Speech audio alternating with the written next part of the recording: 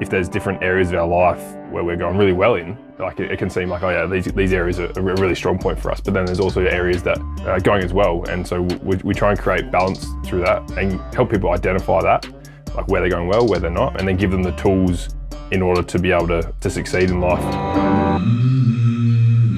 Daniel Kirk and Ben Haren, great to have you on Sports Legends with Bevo. Now, before we get to both of you and your amazing careers in the SANFL side of things, you're doing really wonderful things with Adaptability Movement. You've got those t-shirts there that look great. We'll start with you, Kirky. How'd you get to know Benny and tell us about the Adaptability Movement and also Nexa as well? Yeah, sure. So, Ben and I met in 2019 through a mutual friend. So that was a contact I had sort of through SASI. Todd was working there as a strength and conditioning coach with the Thunderbirds, and I had a bit to do with him then while I was training for my own sport in discus, and got an invite to come and meet Ben and talk about Nexa Sports Performance, or at that point it was Nexa High Performance Sport, which was a concept that those boys have been working together after dreaming that up in their other job post what Todd was doing after the Thunderbirds. So interesting experience. Like, it was three of us to begin with, and then within a few months Todd found his way back to New Zealand with his wife's family, and Ben and I sort of kicked on and developed Nexa Sports Performance, and then the Adaptability Movement a few years later. And Benny, tell us about the Adaptability Movement and also Nexa. So I guess to go from what Dan was saying, like Nexa was all about training athletes in a gym environment, but then also giving them the tools outside of the gym to improve things such as like mindset, habit building, all that type of thing. And something that we were very strong about from the word go is that we didn't want to just be strength and conditioning coaches who did just purely gym stuff, and we wanted to have an impact on these athletes outside of the gym. And then that transitioned into the Adaptability Movement because we saw that there was benefits in that was also not only for people who are athletes, but for the general population. And so the Adaptability Movement was born out of that. And now it's all about sort of working with organizations, schools, sports clubs, anyone of that sort. And it's just about helping the people within those organizations to, I guess, really like take a look at what they're doing in their life and all the major areas of their life and how they're sort of going across all those major areas. Is there enough balance across them all? Because we all know that if there's different areas of our life where we're going really well in, like it can seem like, oh yeah, these areas are a really strong point for us, but then there's also areas that are going as well. And so we try and create balance through that and help people identify that, like where they're going well, where they're not, and then give them the tools in order to be able to succeed in life and to go from a state of just trying to survive and hang on to trying to thrive and be the best version of themselves they can. And I mentioned before, you've both come from very successful SANFL careers. Kirky, in terms of mental health and your interest in it though, and the Adaptability Movement, as well as playing SANFL footy, did you have a background and study in mental health previously? I mean, in some ways, like I found myself in a footy career where I started quite late. So I'd come from soccer and transition around sort of 18, 19 to footy, and so there was things there which caused me some anxiety in terms of that steep learning curve and those sort of things. So I was fortunate to get in touch with a sports psychologist pretty early on in the piece when I moved to South Australia, who helped me a lot. And from there just developed an interest in that mental well-being. So not so much aspects of psychology, but that real holistic approach. So that led me down a path of doing some courses in acceptance and commitment therapy and mindfulness and meditation. I did a short course in hypnotherapy at one point. I did mentoring courses. So it was a real sort of catalyst for that personal and professional growth, and just understanding how much that can really impact your experience of life. And what we've noticed, and especially in the last couple of years, is just how much suffering there is going on where people just aren't feeling like they've got the capacity to cope with the stress that's present in their lives, that they're sort of being told to sort of hold on and get through and, just toughen up and be a bit stronger. And so we just really felt like, upon reflecting on that ourselves and our own experience in business, was something needed to change, and we felt like we had the life skills to be able to sort of help impact that.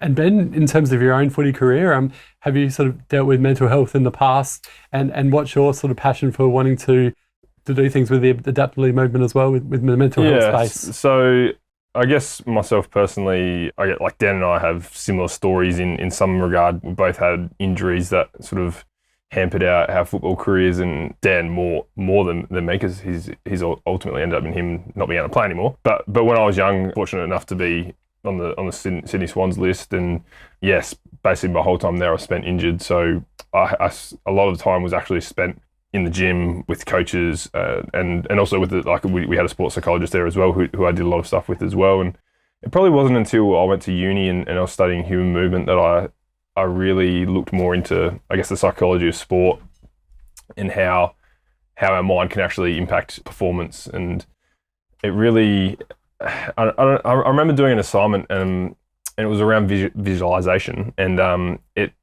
sort of opened up my eyes to what's possible in terms of if we apply sort of a different mindset to something. So from then on, I kind of just was always very keen to try and develop the physical side of athletes, but also then the mental side, which has then gone on to not just athletes, but people in everyday life. Because as Dan mentioned, we've seen so many people in so many different areas, whether they're struggling or they're not sure about how to get to a place where they want to get to. The big word at the moment of the last few years has been resilience, and we need to be more resilient.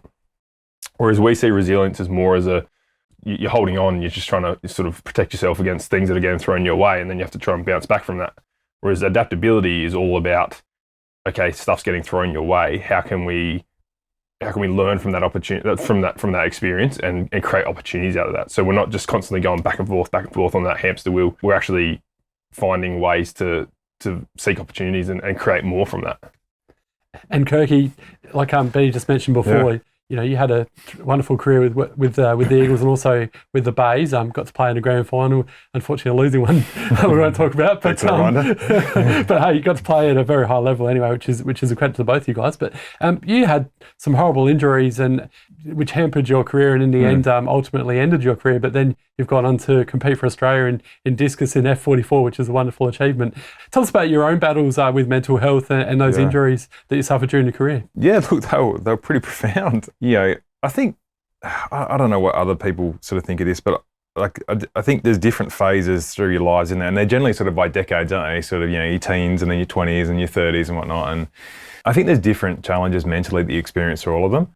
And then if you add other things to the mix, like sport and injuries, and that sort of then compounds those or makes those a bit, more challenging again. So there was definitely those experiences through footy. Like I remember first moving to Adelaide, I got selected for a state team and then was out with a back injury for 10 weeks and missed playing in the squad. And, and those things, especially playing key position and ruck for a part of my career, you're getting hit all the time. So it was through no fault of my own preparation. It was mostly just impact injuries.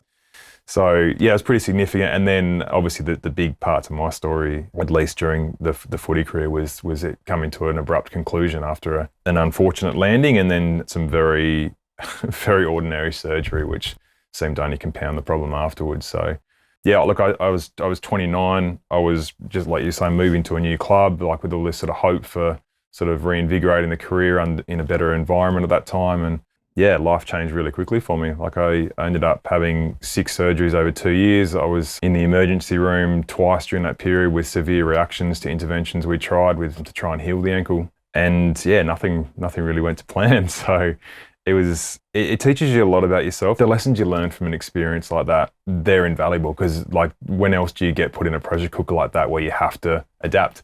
And so, from building and relying on a support network of friends that were just kind and generous to be able to sort of help out during that period, and from being able to be open and vulnerable about things to being able to trust a new partner. I only met Kim after the 3rd surgery and, was quite dependent on her for a time with the recovery from those surgeries. So all of those things have added up to where I am now, and that's something that I'm still grateful for, and obviously pushed me into a new career with discus, and made 2 Australian teams, one of which I actually got to go away with because the other one we had complications with the pregnancy, and Kim went into had contractions on the day I was supposed to fly out for my 2nd Australian team competition in Dubai. So, you've had some wretched luck, haven't you? Yeah, I know, right?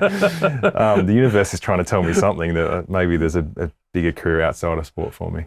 Yeah, it is an interesting story though, because horrible to see what you went through with your ankle injuries during your footy career, but then the silver lining is that you're able to compete in Paralympics, which was a bit of a surprise when you found out that you're actually able to as an able-bodied athlete able to compete in Paralympics? Well, look, I was stubborn. I had people recommending me quite early on, which it must have been obvious to them how severe the injury was and I wasn't getting better. I still was like contacting surgeons overseas and researching different scientific papers trying to find a way to overcome it. But so it took me 2 years before I finally contacted Paralympics Australia to explore that pathway. And yeah, when I did, we went through the classification process, and the coaches actually celebrated that I had a permanent disability because it makes it easier for them. You don't have to go back for reviews every year. I should laugh, mate. Sorry. No, it's fine. Like I'm okay with it. But yeah, it's this odd thing where you walk out, you're like, yeah, they said it's pretty buggered and it's permanently buggered. They're like, oh, that's great. So it's permanent. They're like, yeah, okay, cool. So yeah, it's an interesting experience. But yeah, so I classified as F44. So basically that's an impairment on one leg below the knee, F being for field, so field or track in sports. So in athletics, it can be different for other sports. Yeah, so that's sort of how I started off in discus, and then managed to actually go to my first Australian championships and medal almost by accident because I didn't know what I was doing. Managed to just pull off one or two decent throws, and one of which was actually pretty good. And yeah, all went on from there. And 6 years as a para athlete, and yeah, like a world championships, and like I said, made a second team, but just wasn't able to get there. Well, I've trained with you at the gym, and you're an absolute beast. So I can see. I just can't believe the weights you able to lift. So I can see why you got so far, and it's a credit to you. Thanks, mate. On that, and same with your career as well, Ben. Of course, the Adaptability Movement. It's a very interesting name. How did you guys come up with it, and tell us about the actual name, and also how you're wanting to use it for well-being in the community. I can't even remember how we came up with the name, actually. How did we come up with the name? Yeah, so I sort of remember. Is because we're actually having a conversation at one of the schools that we're working with at the time, and we're talking about the stress that year 11 and 12s go through, and you know how, and then there's an anticipation for that as well leading into the year 11 and 12. So, and you think we've seen this a lot through sport, like a lot of really good athletes and stuff, and they actually have to pull away from their sport during the last couple of years of high school, because even really talented ones, because they just can't cope. Like there's so much pressure on them to perform in all areas of their life at a time when they're still just forming themselves. They don't, most people don't even understand themselves at 16, 17 years of age. And so we were talking about where we felt that gap was, because a lot of these schools are already doing programs that work on resilience, they work on gratitude, or some really noble things that can be helpful. And the conversation just came up, and I sort of said, well, the difference between resilience and adaptability is, like Ben was saying before, resilience is that temporary, finite defense mechanism. It's designed to protect you during tough times. But what we know about that is it doesn't last. Like, you can increase your capacity, yes, but everyone's going to get ground down at some point.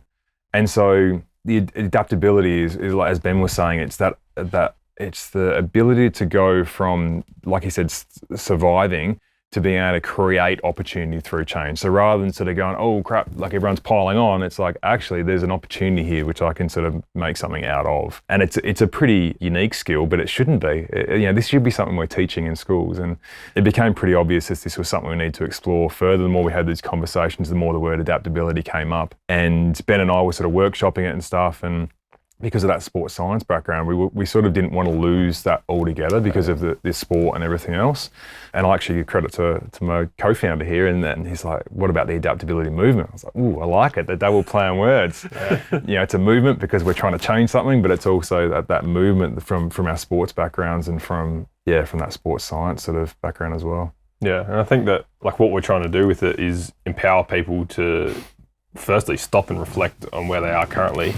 Doesn't matter if you feel like you're absolutely killing it in life or you feel like you're struggling. We can all take the time to stop and reflect. And I don't, like, coming from a sports background, in sport you're always reflecting. Like, you're doing game reviews, you're doing it like your own individual reviews. There's like reviews on reviews, and sometimes it's to the point where there's 2-minute reviews. But I feel like in life we don't review where we are at enough, and we don't stop and look at where we're going or where we've been. And something as simple as like what we do now is like a weekly celebration, which is we go through the week and go, all right, what are we grateful for? What did we achieve? Like, what's one thing we achieved, and then what's something that we learned, something that we discovered that's new. And by simply doing an exercise like that, it allows us to then block these periods of time and it allows us to then look back and go, all right, well, actually this week I felt like I didn't actually do anything, but then I've looked back and I've gone, I've done this, and it allows you to sort of then, as you go on through the journey, start to pick up on that more in the moment rather than just looking back and thinking, oh yeah, okay, I did a bunch of this stuff. You can actually recognize that at the time. It's like, oh cool, that's it might only be a little thing. Like for example, it might be something that's like completing a task. I don't know, like what's an example? I did something recently in terms of the website and producing some stuff for the website, and it might not seem like a massive thing, but it took a fair chunk of my time, and without stopping and reflecting and celebrating that, we could have easily just moved on and got nothing out of it. But like I remember because we've got a business mentor that we work with, and we stopped and reviewed it, and he gave us some great feedback, and he was sort of glowing in terms of his feedback of what it was, and then that made us feel really good, and then that then rolls on, and you get a bit of momentum, and you can continue to get more and more and more. So the more that you can sort of stop and reflect is critical, and then from there, then you can add the building blocks on top of it to start to get to the point where you want to sort of end up where you want to in life.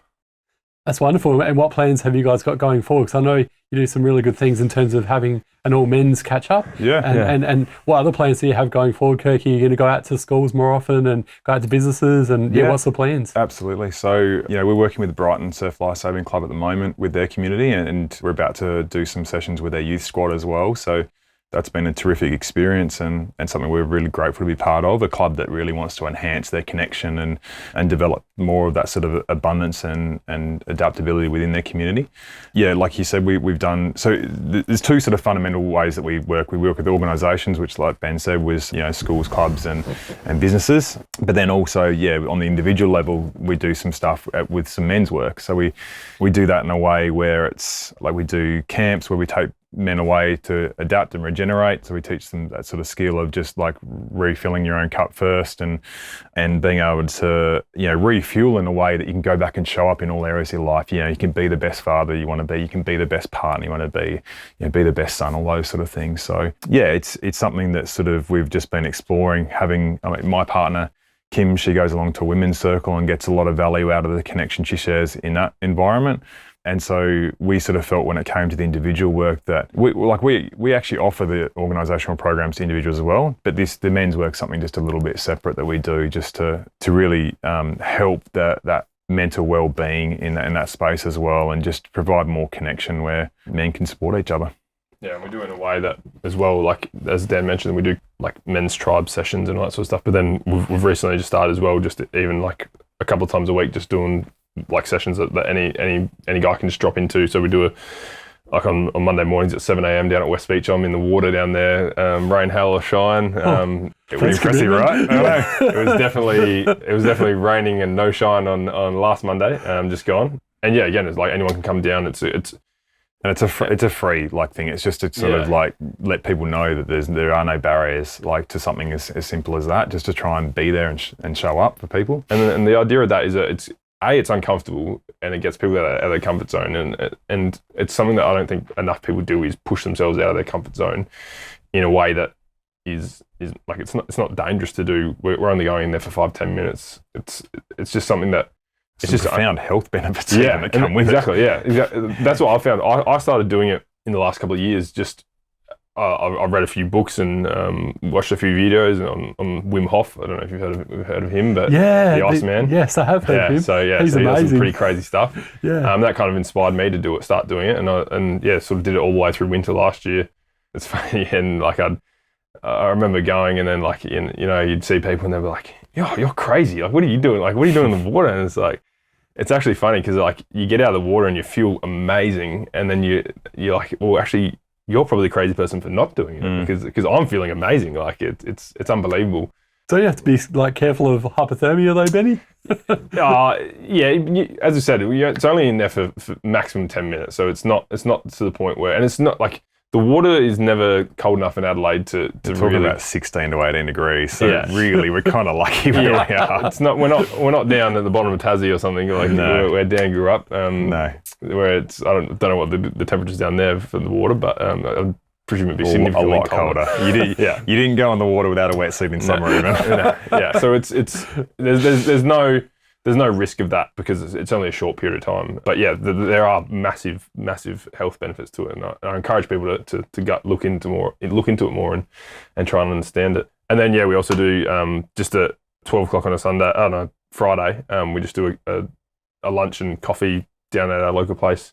Like anyone can come along and like just drop in and catch up with some other blokes and have a chat about it. I think there's no agenda, there's nothing. It's just come along, have a chat, meet some other people, and it's been great. Yeah, we've had a few different people over the last few weeks, and they've met other people, and it's amazing how many similarities there are between guys, particularly if they're fathers or going through that sort of phase of their life. I know the other week we were there, and there was 4 of us there, and I was the only one who wasn't a father, and the other 3 were talking about their kids and all this sort of stuff. I was feeling a little bit left out, but but it's great. So there's so many mutual connections that we have as men, and I think we don't tap into that enough. Yeah. It's really good what you're doing, and give it a shout out again, the website where people can find you guys. Yeah, sure. So it's the adaptabilitymovement.com.au. It's actually soon going to be the adaptabilitymovement.world. We just wanted to do things a little bit differently, so we'll be changing that over soon in case you can't find us at one or the other. Yeah, and we're on all your regular social media, so from your LinkedIn to your Telegram to Facebook, Instagram, and YouTube. Podcast with our podcast, Resilience Sucks, obviously, which is just about to launch, and you were gracious enough to be one of our first guests, so thank you. Oh, thanks guys, that was a lot of fun, for sure. Hey, I'm not going to let you guys go until we have a bit of fun though, so we'll go back to your footy careers, and Ben, you had an excellent career with the Magpies and then with South Adelaide as well. Who are some of your toughest opponents and your funny teammates, and why? I started as a forward and then turned into a defender. So I had many different opponents, and then I guess they were different for different reasons. I think as a forward, like I played on Liam McBean a little bit over the last couple of years, and he's obviously he was just captain of the state squad, and he's obviously Ken Farm medalist 2 or 3 times now and all that sort of stuff. So he's an incredible player. Funny teammates. Matt Rose is always a bit of a laugh. He likes. I've interviewed Rosie before. He's a classic. So he was always someone that because I've known Rosie since I was 12 years old, playing down at Port Districts together, and then we played at the Magpies together, and then in South Adelaide. So we kind of crossed paths multiple times across our career, and he'll probably get a kick out of me saying him. So let's leave it at that, I reckon. What about you, Kirky? Toughest opponents. Adam Groke and Craig Parry were 2 of the better ones that I played on. Like I knew I was going to have to work on those days, and often it could go either way, sort of who was going to get the better of the other. And I actually really like when I think back at it now, like I think really fondly about that competition and just sort of that, I don't know, just that 1 versus 1 kind of nature of it. And it was so unfortunate because they were both at the Eagles when I moved there, and I was kind of excited to. Well, actually, I was nervous when I got there because when I was playing centre half back, I'd inflicted a few blows on those blokes, and was welcomed with open arms, and so I was like really excited to play with them. And then obviously the ankle never came good, so they were good, great opponents. And then funniest, I mean, someone like Brett Backwell maybe, pretty storied character, and Magarey medalist, and played a few games with Carlton. He started his career, when he came out to SANFL, he started his career at West. And I don't know if this is funny, but I think it's memorable at least in that every time we played West, he would get absolutely beaten up. Because I think he played 1 year before he moved to the Bays there. And for some reason, it was just this him versus the West Adelaide Footy Club. And I remember one day we're actually at Richmond Oval, and I remember him get hit so hard once that his body was actually horizontal in the air, and it spun around nearly a whole 360 degrees. He's only a little guy too. He is a little guy, and he got back up and played the game out. So that, like I said, not funny per se, but memorable, yes. Yeah. Well, Daniel, Kirk and Ben, Haren, thanks so much for joining us today on Sports Legends with Bevo. Love your work with the Adaptability Movement. Keep up the great work, boys, and we'll speak again soon. Thanks Bevo. Great.